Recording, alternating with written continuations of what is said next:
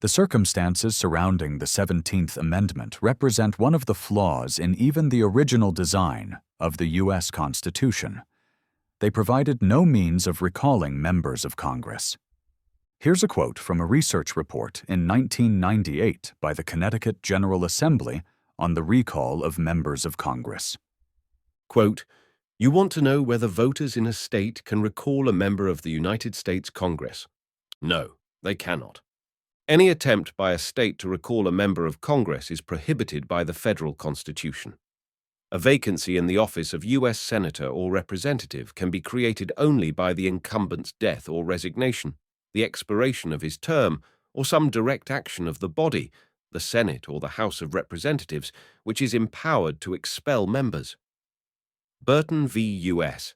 There is no constitutional authority to hold a special election that would be required to fill a seat in the event a member was recalled. Article 1, Section 4 of the Federal Constitution relating to the time for holding a regular election, and Article 17 of the amendments on holding a special election only when a vacancy exists, combine to preclude an election to replace a member of Congress who had been recalled. Federal constitutional provisions supersede any state recall procedures for these offices. End quote. The inability to recall representatives is true of both houses of Congress. Neither senators nor representatives of the House can be recalled. This is not to say that such a concept was unknown to the founders. On the contrary, in the previous compact under the Articles of Confederation, states' authority to recall and replace their representatives was explicitly guaranteed. For the more convenient management of the general interests of the United States, delegates shall be annually appointed, in such manner as the legislature of each state shall direct, to meet in Congress on the first Monday in November, in every year, with a power reserved to each state to recall its delegates, or any of them, at any time within the year, and to send others in their stead for the remainder of the year.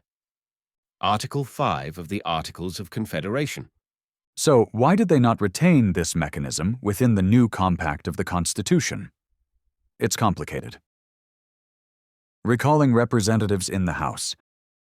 As we discussed previously, one of the fundamental reasons behind a republic is to restrain the rash impulses of the mob, which is inherent to a true democracy, through the confines of the law. As far as the House of Representatives goes, since the election of representatives is essentially pure direct democracy, some were afraid that if the people could recall their representatives at any time for any reason, then the representatives, and thus the governmental body which they constitute, would be vulnerable to the fickle and turbulent whims of the mob.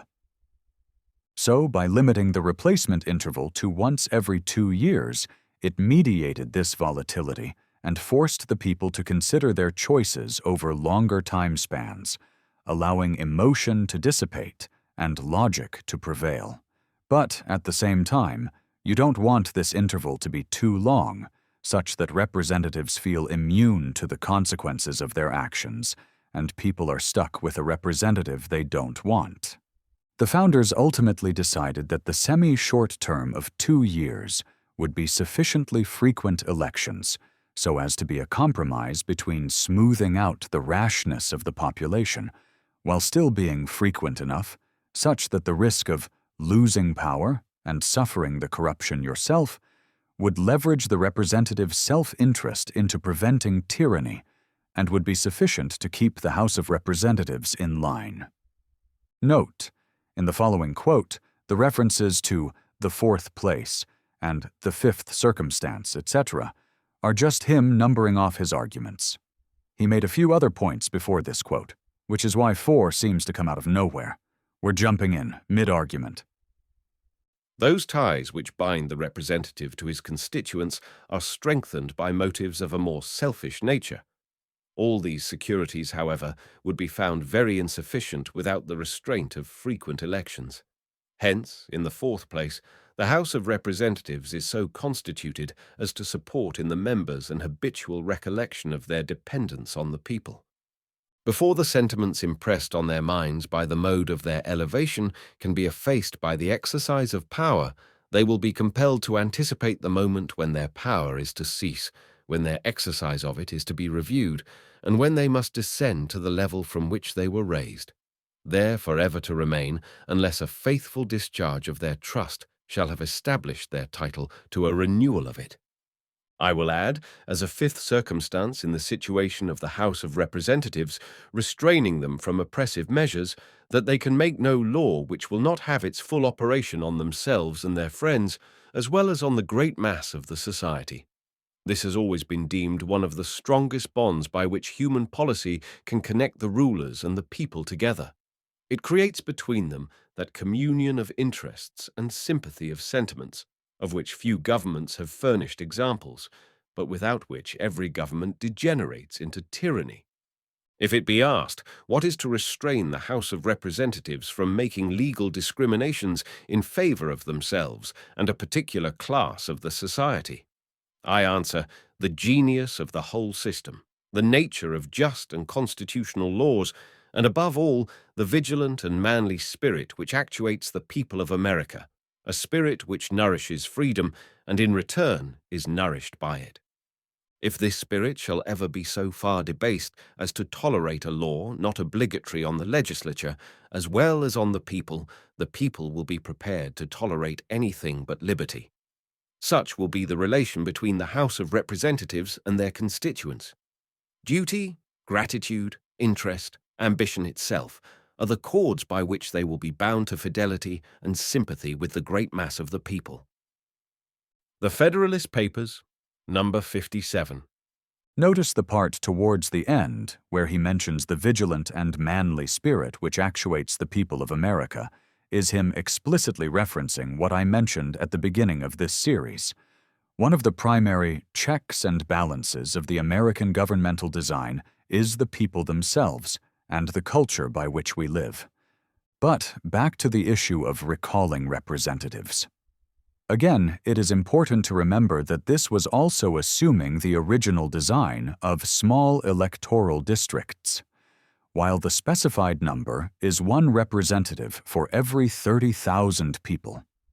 It is better to think of it in terms of the number of households, since, at the time, only men could vote, and their cultural role as head of the household was to serve as the intermediary between the outside world and the home. Also, depending upon the state, it wasn't even all men that could vote, but instead only those who owned property. So even if multiple men lived in the same house, for example an adult son living with his parents, only the man that owned that house would be able to vote. Thus, essentially producing one vote on behalf of each household or family. As an aside, there are several reasons why property ownership has often been used throughout history as a prerequisite for voting or political authority, but two of the easiest ones to understand are: 1. It is a proxy for competence, intelligence, and responsibility, and 2. It correlates with having more to lose, i.e., a vested interest in the success and stability of the society. It's not a perfect equivalence, but it's probabilistically valid. And another bit of context for the idea of small districts is that many of the districts for representatives in the state governments were even smaller than those for federal elections. Each representative of the United States will be elected by 5,000 or 6,000 citizens, whilst in the individual states, the election of a representative is left to about as many hundreds. The Federalist Papers, number 57. So, in summary, why did the founders not allow representatives in the House to be recalled? It was because election of the representatives in the House is essentially pure, direct democracy, and they wanted to prevent the rashness of the mob from destabilizing half of the Congress. So they limited the replacement interval to once every 2 years in order to force the people to think through their decision before replacing their representatives. But they were depending upon very small electoral districts and the culture of the people to keep the system in check, both of which are now gone. Recalling senators. As for the Senate, things get more complicated, or perhaps much simpler, depending upon how you want to look at it. The issue of recalling senators was largely split along Federalist versus Anti-Federalist lines. The Anti-Federalists were very much in favor of the ability to recall senators. They argued vehemently that it was vitally necessary both to keep senators in check during their terms and also to ensure that the state legislatures retained their power over the Senate. And quite frankly, they were right, as history has now proven. Today, state governments have zero power in the federal government, and senators often flaunt their opposition to the will of their respective states and routinely pass laws that they don't even read, an outcome which the Federalists considered absurdly impossible. Gentlemen indulge too many unreasonable apprehensions of danger to the state governments. They seem to suppose that the moment you put men into the National Council, they become corrupt and tyrannical, and lose all their affection for their fellow citizens. But can we imagine that the senators will ever be so insensible of their own advantage as to sacrifice the genuine interest of their constituents? The state governments are essentially necessary to the form and spirit of the general system.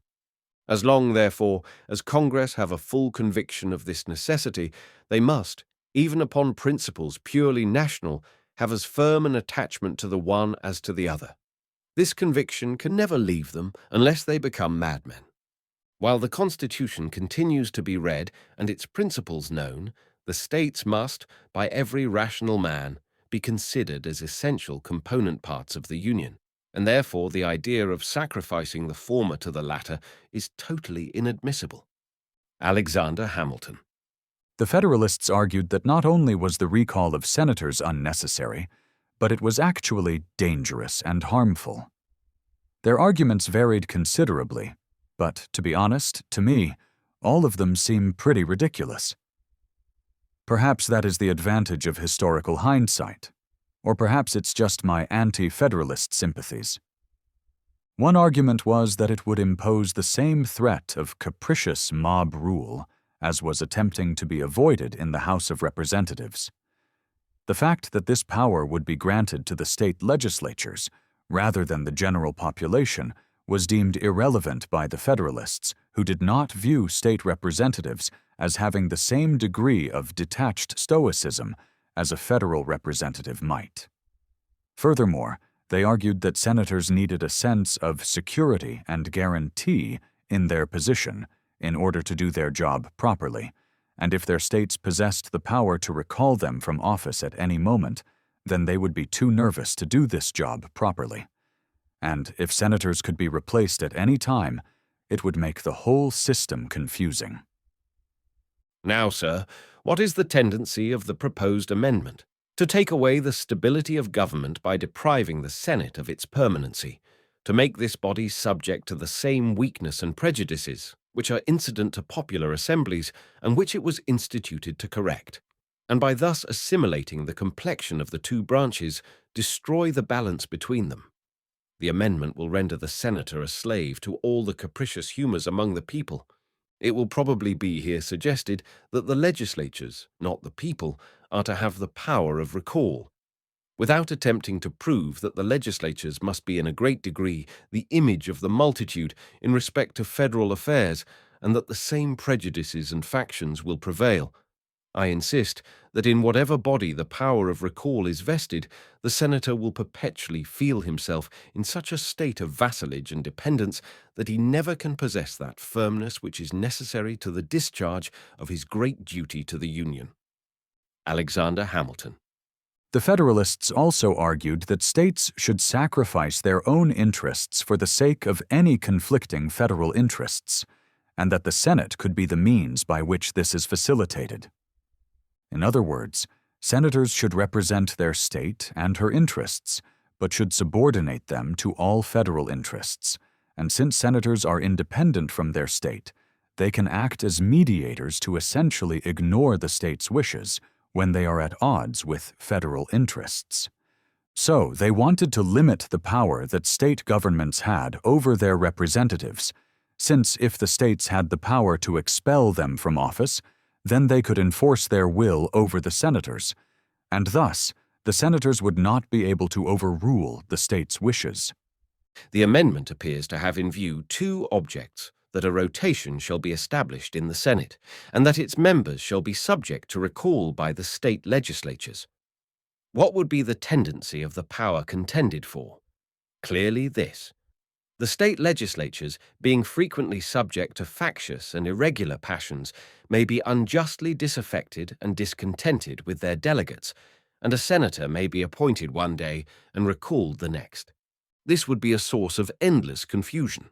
The Senate are indeed designed to represent the state governments, but they are also the representatives of the United States and are not to consult the interest of any one state alone, but that of the Union. This could never be done if there was a power of recall, for sometimes it happens that small sacrifices are absolutely indispensable for the good and safety of the Confederacy. But if a senator should presume to consent to these sacrifices, he would be immediately recalled. This reasoning turns on the idea that a state, not being able to comprehend the interest of the whole, would, in all instances, adhere to her own, even to the hazard of the Union. I should disapprove of this amendment because it would open so wide a door for faction and intrigue, and afford such scope for the arts of an evil ambition. A man might go to the Senate with an incorruptible integrity and the strongest attachment to the interest of his state. But if he deviated, in the least degree, from the line which a prevailing party in a popular assembly had marked for him, he would be immediately recalled. Under these circumstances, how easy would it be for an ambitious, factious demagogue to misrepresent him, to distort the features of his character and give a false color to his conduct? How easy for such a man to impose upon the public and influence them to recall and disgrace their faithful delegate.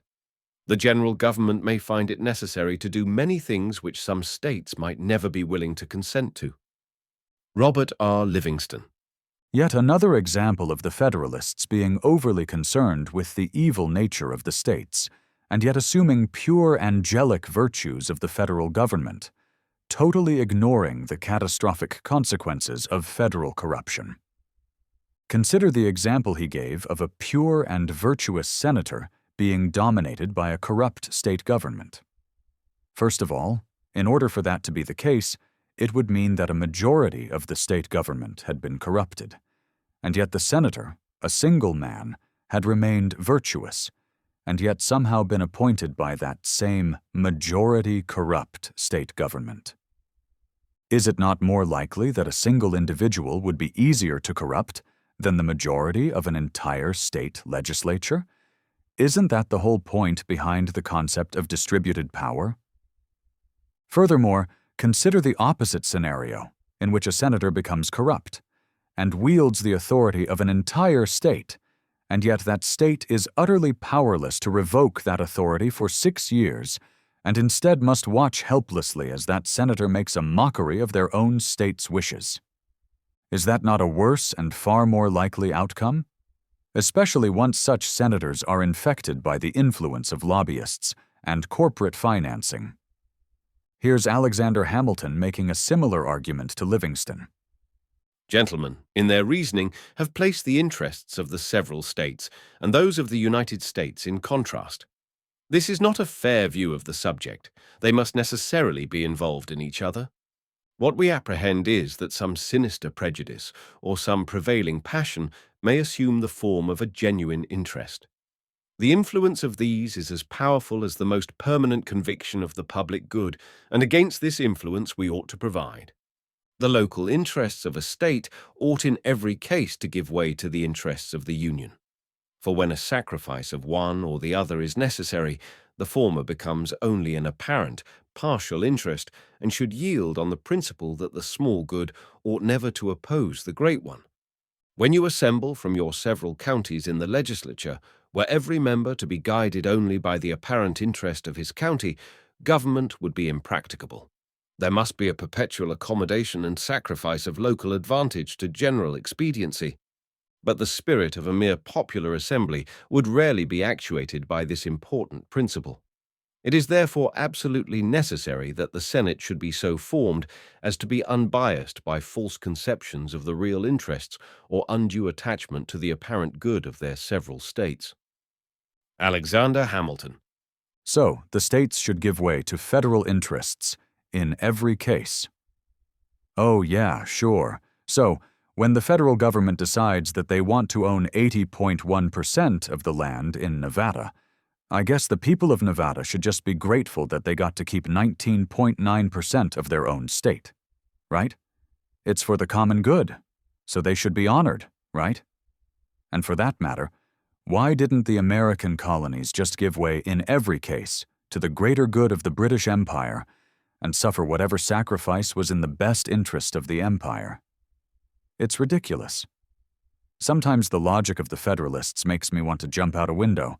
Unfortunately, in the end, the Federalists won out, and no mechanism was created for the recall of senators.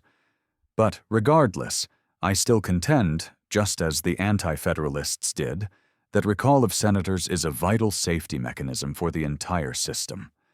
For a more in-depth examination of the debate over the recall of congressmen, including more arguments and quotes on both sides, I highly recommend the paper, The Consent of the Governed, Recall of United States Senators by Timothy Zick of William and Mary Law School.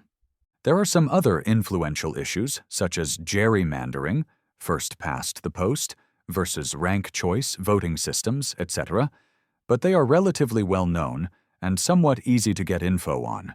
CGP Grey has some good YouTube videos analyzing them. Also, things like rank choice voting are better than what we have, but would have been essentially impossible before computers to calculate everything.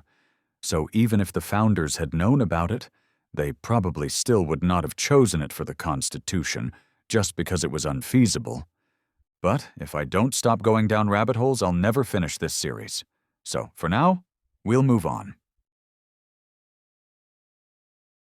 As always, for this article's sources, more articles, or to get a copy of the book, visit weepingdragon.com.